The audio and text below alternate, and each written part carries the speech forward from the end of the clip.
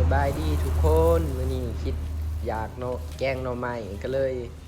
ไปตลาดไปหาเลาะซื้อหน่อไม้มาแกงได้หน่อไม้มาแล้วเฮาก็สิทุบเอาเพราะว่ามันเป็นแหนงหน่อไม้ช่วงนี้มีแต่แหนงหน่อไม้บ่มีหน่อ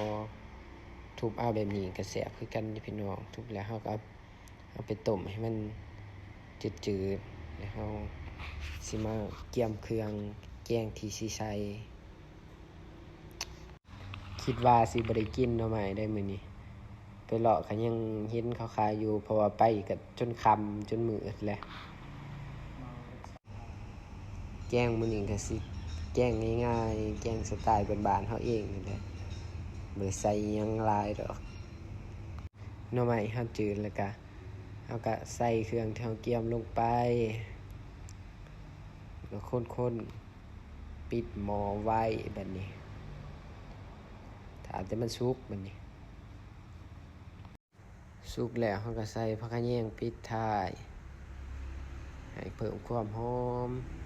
ผักกะแยงยามนี้ก็สิๆแก่ๆนี่แหละเฮาก็ซิมเบิ่งบัดนี้มาเด้อมากินนำกันทุกคนกินแกงหน่อไม้แซ่บๆนำกันนี่กินข้าวหลายเป็นพิเศษฝากติดตามบ่าวแจ็คในเด้อทุกคนฝากกดไลค์กดแชร์กดติดตามเพื่อเป็นกำลังใจในการเฮ็ดคลิปต่อไปในเด้อทุกคนไปก่อนบ๊ายบาย